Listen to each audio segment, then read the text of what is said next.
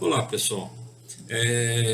Bom, vamos falar um pouquinho sobre um outro filósofo bastante importante, um filósofo já da era contemporânea, século XX, Del Vecchio. Del Vecchio foi um dos maiores filósofos do direito do século XX. Olha só, nós já estamos separando aquela questão da filosofia clássica, filosofia medieval, filosofia do mundo antigo, medieval, é, do, aquela filosofia da época cristã, na filosofia moderna, estamos chegando na filosofia contemporânea, sempre fazendo essa correlação para com a filosofia do direito, na qual nós vamos extrair alguns elementos, principalmente com relação à ciência política e à formação do Estado e suas características que lhes são peculiares e fundamentais. Enfim, Del Vecchio, então, é um dos maiores filósofos da filosofia do direito, e uma questão que sempre ocupou a reflexão filosófico-jurídica de Del Vecchio foi a existência de um direito que sobrecede às leis positivas, como um direito natural. Então, um direito em que está acima dessa positivação das leis. Um direito costumeiro, um direito no qual nós temos alguns elementos que perpassam a, a nossa própria existência. Por exemplo, direito civil. No direito civil, lá eu nasci, eu tenho os meus direitos ali assegurados, que eles são naturalmente assegurados.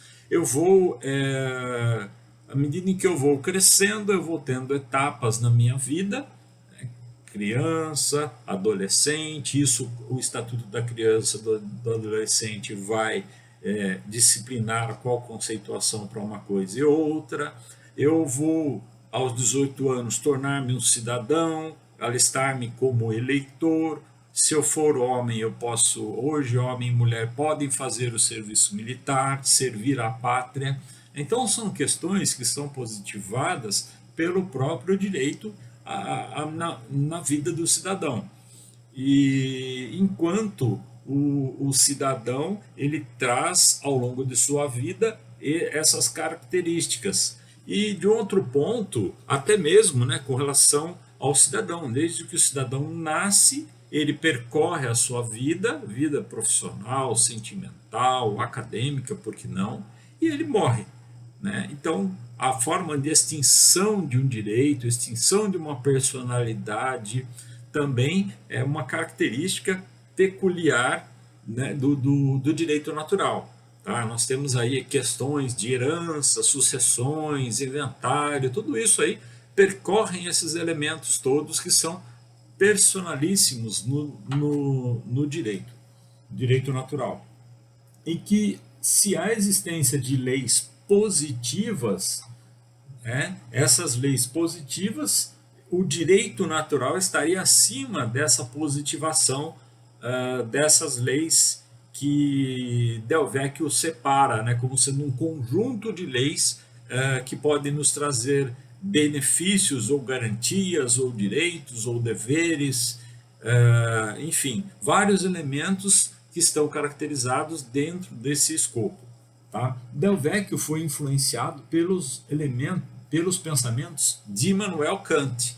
Então é muito comum nós observarmos a influência dos filósofos do direito para com aqueles filósofos clássicos. O Max Weber, eu disse, o David Hume, todos eles foram influenciados por Immanuel Kant. Que mais? Teríamos várias coisas para falar a respeito de Del Vecchio, mas nós vamos apenas fazer esse recorte do direito, a importância dele dentro do direito, dentro da ciência política e que vai ter reflexo na formação do Estado. Outra questão, uma explicaçãozinha aqui. O direito natural surgiu na Grécia Antiga, com Aristóteles.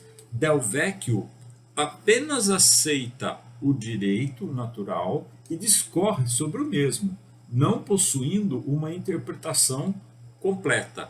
Tá? Ele apenas faz uma caracterização. A interpretação completa do direito natural nós vamos encontrar lá no Aristóteles, que são aqueles, né, 3 filósofos que eu coloquei com maior ênfase numa determinada aula em específico para vocês. Então, partindo, né, de Sócrates, tá, até a filosofia traz isso, né, os pré-socráticos e os pós-socráticos. E o Del Vecchio, como sendo um filósofo do direito, ele traz esses elementos mais importantes, mais balizadores na nossa ciência chamada direito. Tá? E sendo aí diretamente influenciado por Immanuel Kant. Bom, até valeria um estudo mais aprofundado, tá, de Del Vecchio, mas aí com esse conteúdo vai entrar numa outra disciplina que é a filosofia do direito, que vocês têm uma disciplina em separado chamada filosofia do direito. Tá? Então, nesse momento, apenas diz-se a questão da separação dessa e da influência desses filósofos na ciência política e na formação do Estado. Tá bom, pessoal? Na sequência eu volto.